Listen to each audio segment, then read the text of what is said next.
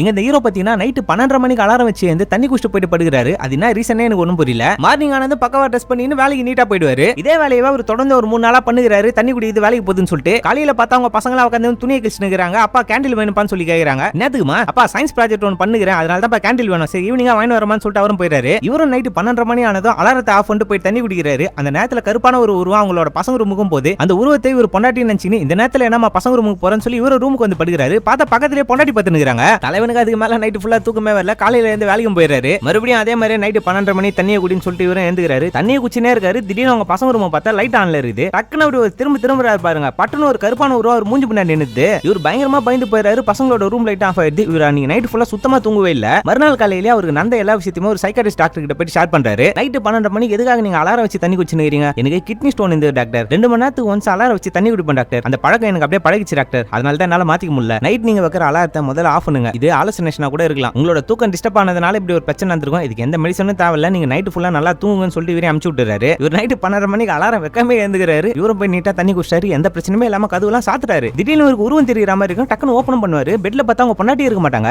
சடனா ஏதோ கதவு திறக்கிற மாதிரி சத்தம் கேட்டது ஒரு பயங்கரமா பயந்துருவாரு. ஆனா அவங்க பொண்டாட்டி பாத்ரூம்ல இருந்து தான் வெளியே வருவாங்க. தலைவன் மறுபடியும் அன்னைக்கு நைட்டு ஃபுல்லா சுத்தமா தூங்கவே மாட்டாரு. மறுநாள் காலையில வீட்டுல நல்லா சாமி கும்பிட்டு ஒரு சாமியார்கிட்ட போய் பாக்குறாரு. இந்த சாமியாரும் இவருக்கு பின்னாடி ஏதோ ஒரு பேர் இருக்கிற மாதிரி இங்க இருந்து இவர்கிட்ட இந்த போரியா இல்லையா உன்ன அவ்வளவுதான் அப்படியே மிரட்டுறாரு. இவரும் பயங்கரமா பயந்து போயிறாரு. ஒரு தாயத்தையும் தகடியும் இவர்கிட்ட சேல்ஸ் பண்ணி விட்டு இவரே அனுப்பிச்சு விட்டுறாரு. இவரோட பாயிட்டு ஓட்டியா இருக்கும் போல இருக்குது. அந்த இடத்துல தாயத்தம் கீழே வந்தது. இந்த முறை நைட்டு 12:34 எழுந்துறாரு. பசங்களோட ரூம் லைட் ஆனா இருக்கிறத பார்த்துட்டு அவரும் ரூமை போய் ஓபன் பண்றாரு. இவங்க பசங்க 4 பேருமே ஓஜா போர்டு விளையாடிக்கின்னு பேய் கூட கம்யூனிகேட் பண்ணுகிறாங்க. அந்த பேயும் அவங்களோட வீட்டு பீரோ மேல உட்கார்ந்து இருக்கும் பாருங்க. இந்த சீனை பார்க்கும்போது எனக்கே பயமாயி போச்சு. அப்படியே இந்த படத்தை முடிக்கிறாங்க. உங்களை யாராச்சும் ஓஜா போர்டு விளையாடி இருக்கீங்களா? அந்த எக்ஸ்பீரியன்ஸை கமெண்ட் பாக்ஸ்ல பதிவு பண்ணுங்க. தேங்க்யூ.